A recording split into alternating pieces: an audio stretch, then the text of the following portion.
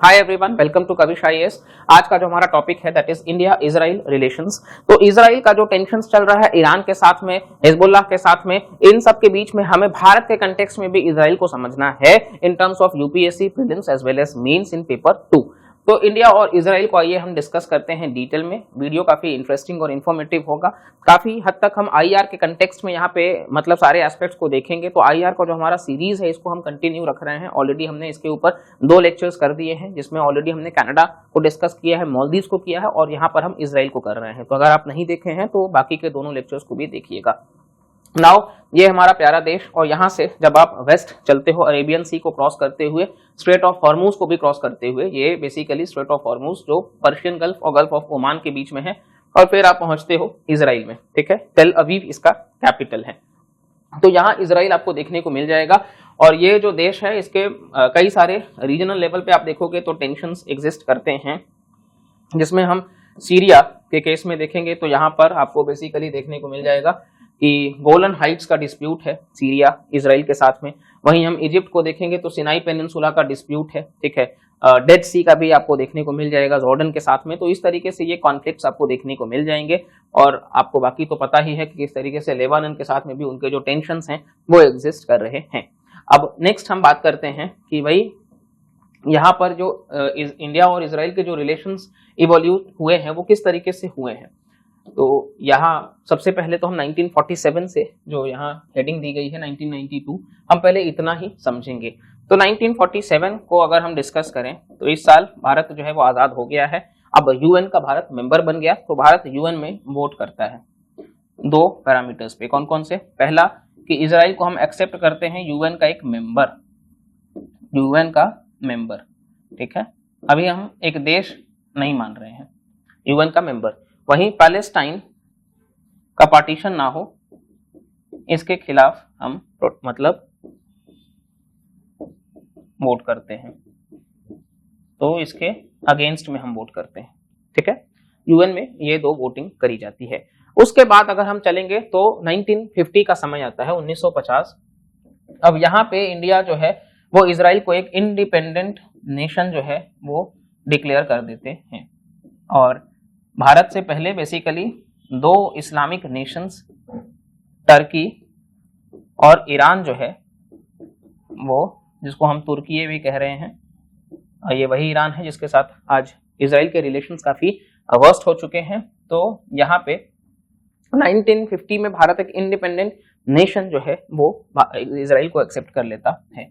फिर साल 1953 आता है, यहाँ पर एक कॉन्स्युलेट ओपन करने की बात करी गई भारत के फाइनेंशियल कैपिटल मुंबई में। एम्बेसी नहीं, क्योंकि अभी हमने डिप्लोमेटिक टाइज नहीं साइन अप किए हैं। ठीक है, तो ये पूरा का पूरा ट्रेंड रहा है। आप इसका नोट्स बना लीजिए। ठीक है, स्क्रीनशॉट मत लीजिए, नोट्स आप बनाइए। और इसके साथ अगर हम देखें तो नेक्स्ट हम बात करते हैं 1992 से 2017 का। तो ये किस तरीके से रहा है इसको हम डिस्कस करते हैं। तो सबसे पहले हम देखेंगे 1992 का ही समय। 1992 के समय भारत जो है, अब यहाँ पे डिप्लोमेटिक टाइज जो है वो स्ट्रेंथन किए जाते हैं।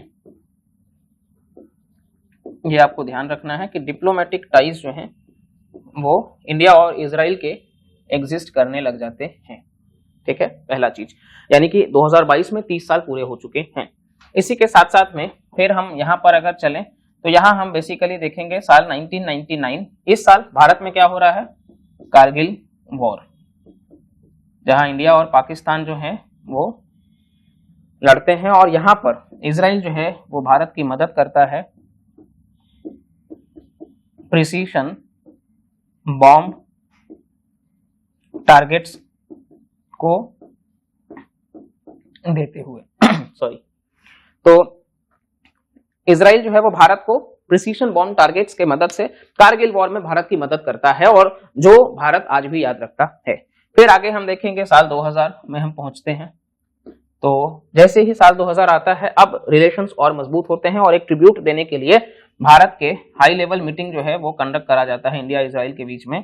और यहाँ पर जसवंत सिंह जो उस वक्त के भारत के फॉरेन मिनिस्टर होते हैं वो इजराइल के दौरे पर जाते हैं, और ये ऐसे पहले मिनिस्टर होते हैं।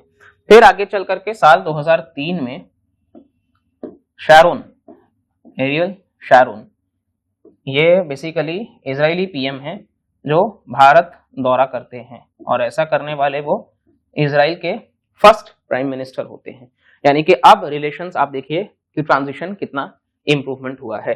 तो ये आपको ध्यान रखना है, ये सीक्वेंस किस तरीके से चलता आया है। ठीक है, अब हम आगे की ओर रुख करते हैं। चलिए नेक्स्ट अब हम बात करते हैं इंडिया और इजराइल के रिलेशंस। अब 2017 ऑनवर्ड्स हम बात करें तो ये देखिए पूरा का पूरा इजराइल, आप मैप देखिए। जेरूसलम जो है, यूएसए ने कहा डोनाल्ड ट्रंप के समय में कि जेरूसलम जो है उसको हम राजधानी मानते हैं, लेकिन भारत अभी भी तेल अवीव को ही हम डिक्लेयर करते हैं कैपिटल। तेल अवीव आपको यहाँ देखने को मिल जाएगा। साथ ही साथ में यहाँ पे हाइफा जो है, यहाँ पर भी वर्ल्ड वॉर के समय जो सोल्जर्स का मतलब रहा है सैक्रिफाइस, उसको यहाँ पे सम्मान दिया गया है। ये गाजा स्ट्रिप आप देख रहे हो किस तरीके से यहाँ पर लगातार युद्ध जो है वो जारी है 7 अक्टूबर से लेकर के अभी तक हमास के द्वारा ये कंट्रोल्ड है। और वेस्ट बैंक हम देखेंगे ऊपर, तो ये जो वेस्ट बैंक है ये फतह के द्वारा कंट्रोल्ड है। ये आपको ध्यान रखना है कि ये मतलब प्लेसेस इन न्यूज में भी अगर सवाल बने तो आपको फंसना नहीं है। वेस्ट बैंक जो है ये फतह नाम का ऑर्गेनाइजेशन है और गाजा स्ट्रिप में बेसिकली हमास जो है वो आपको देखने को मिल जाएंगे। ठीक है, और ये पूरा का पूरा आप इजराइल को देख सकते हो। डेड सी यहाँ पर आप देख सकते हैं, इजराइल और जॉर्डन के बीच में लाई करता है।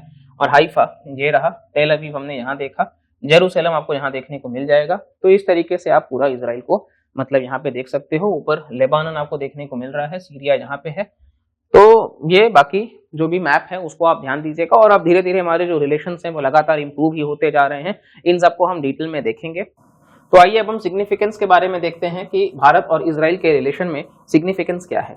तो सबसे पहला पॉइंट है कि इकोनॉमिक एंड कॉमर्स। ठीक है, भारत जो है वो पॉजिटिव ट्रेड बैलेंस करता है इजराइल के साथ में। पॉजिटिव ट्रेड बैलेंस का मतलब क्या है कि हमारे जो इंपोर्ट्स हैं वो बेसिकली कम है एज कंपेयर टू एक्सपोर्ट्स, यानी कि हमें सरप्लस है, ट्रेड सरप्लस आप इसको लिख सकते हो यहाँ पे कि इंडिया ट्रेड सरप्लस के साथ है। India is Israel third largest trade partner in Asia. Bharat जो है वो एशिया में इजराइल का थर्ड लार्जेस्ट ट्रेड पार्टनर है। ठीक है, द बाइलैटरल मर्चेंडाइज ट्रेड जो है वो $200 मिलियन से 6.35 बिलियन डॉलर्स तक पहुंच चुका है। तो 200 मिलियन से आज 6.35 बिलियन तक पहुंच चुका है। ठीक है, इनोवेशन ब्रिज प्रोग्राम भी लाया गया 2017 में, इनोवेशन को लेकर के इनोवेशन ब्रिज प्रोग्राम। बेसिकली ये फोकस करता है स्टार्टअप्स को ध्यान में रख करके। ठीक है, तो भारत में बहुत सारे स्टार्टअप्स आपको देखने को मिल जाएंगे। तो ये दोनों देश जो है वो स्टार्टअप्स को प्रमोट करने के लिए हैं। नेक्स्ट हम डिफेंस की बात कर लें तो डिफेंस में 2015 से 2019 तक में इजराइल जो रहा है वो थर्ड लार्जेस्ट आर्म्स सप्लायर रहा है भारत को, जहां 13% of India total arms import जो है। अब ये सिप्री का रिपोर्ट बताता है। तो सिप्री का जो रिपोर्ट है ये आप डायरेक्ट मेंस में लिखिएगा कि 2015 से 2019 का जो समय रहा है वहां इजराइल जो है वो भारत के लिए थर्ड लार्जेस्ट आर्म्स सप्लायर है। मतलब कितना ज्यादा हमारे लिए वो एक मतलब इंपॉर्टेंट नेशन है, स्ट्रैटेजिक पार्टनर है, क्योंकि वेपन के लिए हम डिपेंडेंट हैं। तो उसके बाद आपको पता है कि 2019 के बाद कोविड-19 आता है, आत्मनिर्भर भारत जो है वो भारत के प्रधानमंत्री नरेंद्र मोदी लाते हैं और उसके बाद हम आगे इंडिजेनाइजेशन ऑफ डिफेंस प्रोडक्ट्स को प्रमोट करते हैं। इंडिजेनाइजेशन जो है वो हम प्रमोट करते हैं। अच्छा, तो उसके कुछ एग्जांपल्स हैं, जैसे कि आप देखोगे तो अवाक्स है। ठीक है, ये आपको देखने को मिल जाएगा। बराक जो है ये आपको देखने को मिल जाएगा और हेरॉन ड्रोन्स भी। तो ये कुछ एग्जांपल्स हैं जो आप देख सकते हैं। नेक्स्ट हम बात करेंगे एनर्जी का। तो इजराइल जो है जब हम उसकी बात करते हैं तो एनर्जी के कंटेक्स्ट में भी हम पॉइंट्स को देख लेते हैं।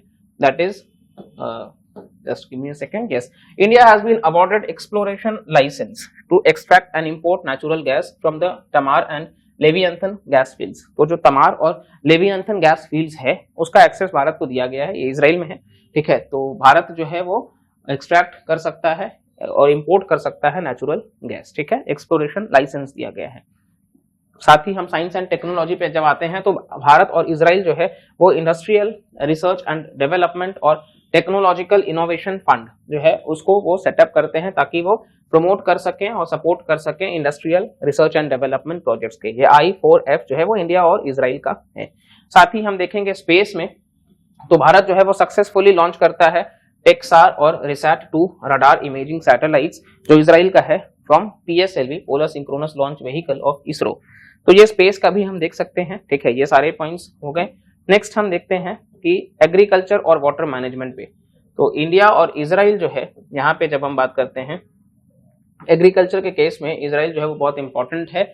India Israel Bundelkhand water project, ठीक है। तो ये वाटर मैनेजमेंट को लेकर के, बुंदेलखंड आपको पता है कि भारत में है और ये बहुत मतलब स्कैंटी वेजिटेशन, वहां पे ड्राई है, रेनफॉल की बड़ी कमी है।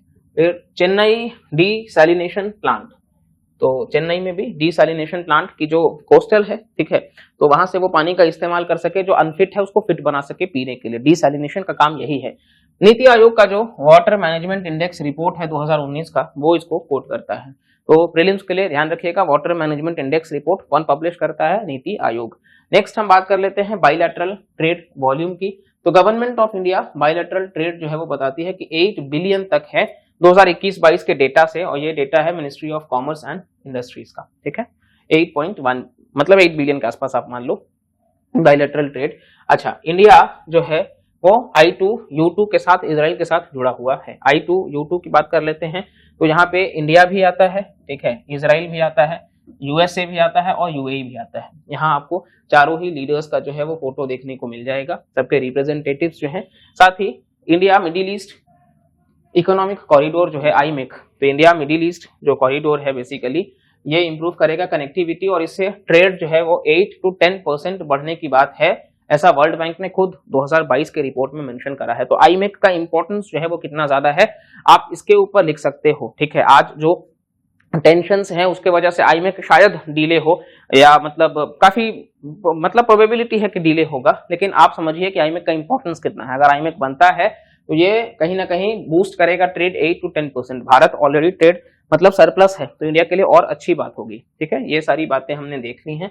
नेक्स्ट हम बात करेंगे, ये आप देख सकते हैं IMEC किस तरीके से यहाँ पे पास करेगा। मुंबई से ये रूट होगा, फिर आगे चल करके ये सारे जो गल्फ कंट्रीज हैं, दुबई यानी कि UAE, फिर फर्दर ये रियाद यानी सऊदी अरेबिया, और आगे चल करके इजराइल से कनेक्ट होते हुए फिर ये आगे यूरोप तक को कनेक्ट करने की बात कही जा रही है, ठीक है। जिस तरीके से international north south transport corridor है, ठीक है। तो चैलेंजेस की तरफ अब हम रुख करते हैं कि इंडिया और इजराइल के रिलेशंस में चैलेंजेस क्या क्या है। देखिए, सबसे पहला पॉइंट तो ये है कि चाइना का इन्फ्लुएंस जो है वो यहाँ पे भी काफी ज्यादा है, ठीक है। जो भी प्रोजेक्ट्स आते हैं चाइना उसका बेसिकली इजराइल के साथ में मतलब मोस्ट वेलकम ट्रेंड है। तो एक तो ये चैलेंज एग्जिस्ट कर रहा है। दूसरा है कि देखिए, इजराइल और पैलेस्टाइन दोनों, ऐसा नहीं है कि भारत जो है वो पैलेस्टाइन को नेग्लेक्ट कर रहा है, लेकिन यहाँ बैलेंस बनाना थोड़ा सा मुश्किल हो रहा है। तो ये भी एक इमर्जिंग ट्रेंड निकल के आ रहा है। साथ ही साथ हम कह सकते हैं कि ह्यूमन राइट्स का जो वायलेशंस है, ठीक है, अभी रिसेंटली इजराइल के ऊपर जो है वो ये भी कहा गया है कि UN के जो फोर्सेस होते हैं, blue helmets, peace keeping forces, तो उनके ऊपर भी इजराइल जो है वो अटैक कर रहा है। तो ये ह्यूमन राइट्स वायलेशंस जो है वहां पे भी हर बार UN के जनरल असेंबली में भारत जो है वो एब्सटेन कर जाए वोटिंग करने से, ऐसा जरूरी मतलब मुश्किल होता है, ठीक है। ये पॉलिसी रख पाना मुश्किल होता है। साथ ही साथ हम चैलेंजेस की बात कर ले तो हमारा जो ट्रेड है वो अभी भी मतलब पोटेंशियल के नीचे ही है। तो ट्रेड अभी भी पोटेंशियल जितना है उसके मतलब बियॉन्ड होना चाहिए था, जो कि उस लेवल पे नहीं है। और इसी के साथ में मतलब ये हम मेजर चैलेंजेस की बात कर सकते हैं। तो इन एस्पेक्ट्स पे हमें कहीं ना कहीं science and technology, research and development, इस पे और ज्यादा हमें फोकस करने की जरूरत आती है। नेक्स्ट हम बात करेंगे दैट इज कि what should be the way forward. तो वे फॉरवर्ड की जब हम बात करेंगे, अब वे फॉरवर्ड में कौन कौन से मुद्दे हम यहाँ डिस्कस करेंगे। सबसे इंपॉर्टेंट है कि देखिए, अब्राहमिक अकॉर्ड्स को फॉलो करना, ठीक है। ये आपको ध्यान रखना है कि अब्राहमिक अकॉर्ड्स को फॉलो करना। इसी के साथ साथ में बेसिकली डीहाइफनेशन पॉलिसी को भी हम प्रमोट करें,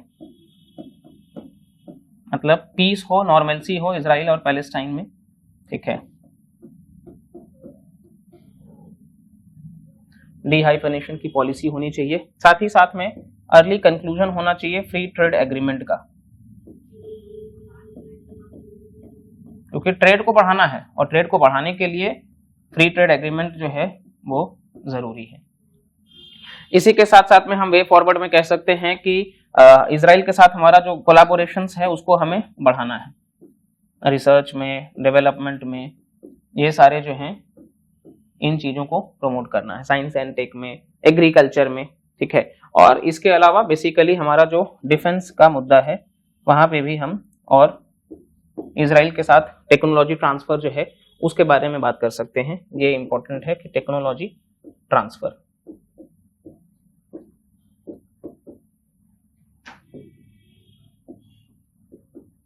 ठीक है। तो ये हमारे पॉइंट्स निकल के आए हैं वे फॉरवर्ड के, ठीक है। अब हम आगे डिस्कस करेंगे, दैट इज ये पूरा का पूरा मैप है मिडिल ईस्ट का, ये आप ध्यान से देख सकते हैं किस तरीके से कौन कौन से कंट्रीज हैं, Oman, Yemen, Saudi, Jordan, Iraq, यहाँ पे कुवैत, ठीक है, यूएई, कतार, पर्शियन गल्फ ये रहा, सऊदी अरेबिया, ईरान आपको ऊपर देखने को मिल रहा है, कैस्पियन सी इस तरीके से, ठीक है।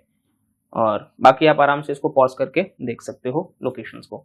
नेक्स्ट हम ये कुछ आर्टिकल्स हैं जहां पे ये कहा गया है कि why have latest Israeli moves made India uncomfortable, तो इसको हम डिस्कस करेंगे लेसन्स फॉर इंडिया वाले केस में। साथ ही ये देखिए भारत ने साइन नहीं किया है letter of support by 104 nations, जहां पे यूएन सेक्रेटरी जनरल जो है एंटोनियो गटरेस, उनको बेसिकली इजराइल ने कहा है कि मतलब अरेस्ट करने की बात करी है, इजराइल आएंगे तो अरेस्ट कर लेना। तो इस प्रकार बाकी सारे नेशंस ने निंदा करी है, भारत एब्सटेन कर गया है वहां पे भी। इसके अलावा हम देखेंगे तो ये इजराइल इनवॉय जो है वो विजिट करते हैं अयोध्या राम टेम्पल को, और वो रेफर करते हैं यूपी के $1 ट्रिलियन इकोनॉमी के गोल को। यानी कि ये दर्शाता है कि कल्चरली भी इंडिया और इजराइल जो है वो किस तरीके से जुड़े हुए हैं, क्योंकि बहुत सारे इंडियन ओरिजिन ज्यूज जो हैं, डायस्पोरा की जब हम बात करते हैं तो वो मतलब आपको देखने को मिल जाएंगे कि इजराइल में रह रहे हैं। तकरीबन 85,000 इंडियन ओरिजिन ज्यूज जो है वो आपको देखने को मिलेंगे कि ये 85,000 ज्यूज जो हैं ये इंडियन ओरिजिन इजराइल में ही आपको देखने को मिलेंगे, ठीक है। ये सारी बातें हो गई। और लेसन्स फॉर इंडिया के केस में हम सबसे पहला चीज कह सकते हैं कि जो पेजर अटैक हुआ है, तो पेजर अटैक जिस तरीके से आप लोगों ने देखा है उससे हम क्या सीख सकते हैं कि जो हमारी डिपेंडेंसी है, आत्मनिर्भर भारत को प्रमोट करना इसीलिए बहुत जरूरी है। तो कहीं ना कहीं जो हमारा डिपेंडेंसी है सभी नेशंस के ऊपर, जो आर्म्स को जब हम इंपोर्ट करते हैं तो वहां पे हमें अलर्ट रहना होगा, चाइना फैक्टर को भी ध्यान में रखना होगा, क्योंकि चाइना उसका मिसयूज कर सकता है जिस तरीके से इजराइल ने मिसयूज किया है, ठीक है, कि जो वॉकी टॉकी या पेजर्स जो इस्तेमाल कर रहे थे हिजबुल्लाह के लोग, तो वहां पर किस तरीके से उन्होंने एक्सप्लोसिव डिवाइसेस को फिट करा और ब्लास्ट कराया, उसी तरीके से चाइना इसका मिसयूज ना करे, क्योंकि बहुत सारा हमारे यहाँ चाइना से भी सामान आता है। तो इसीलिए बहुत इंपॉर्टेंट है कि हम उन हर डिवाइसेस को बहुत ध्यान से एक मतलब प्रॉपर मैकेनिज्म हो चेकिंग का, ठीक है। इसी के साथ साथ में क्रूड ऑयल, जब ईरान के ऊपर मतलब रिश्ते जो है वो खटास में चल रहे हैं इजराइल और ईरान के, तो कहीं ना कहीं हमारी जो डिपेंडेंसी है ईरान के ऊपर, या यूं कहें कि जो गल्फ कंट्रीज हैं वहां पे भी ये चीज आपको ध्यान रखना है कि हमारा जो डिपेंडेंसी है इनके ऊपर, इसको कम करना है। और ये कम कैसे हो सकता है कि बेसिकली हम ज्यादा से ज्यादा प्रमोट कर सकते हैं इलेक्ट्रिक व्हीकल्स को, हम ज्यादा से ज्यादा प्रमोट कर सकते हैं रिन्यूएबल एनर्जी को। तो ये सारे जो हैं वो पॉइंट्स निकल के आते हैं जो हम लेसन्स कह सकते हैं। बहरहाल ये इस वीडियो से था। अगर आपको वीडियो पसंद आया है तो आप प्लीज लाइक करिएगा, काफी रिसर्च करना पड़ता है, और साथ ही आप कमेंट करके भी बताइएगा आपको कैसा लगा है। वीडियो से हेल्प हो तो मैक्सिमम लोगों तक शेयर करिएगा। मिलते हैं अगले वीडियो में, तब तक के लिए bye bye, take care and जय हिंद।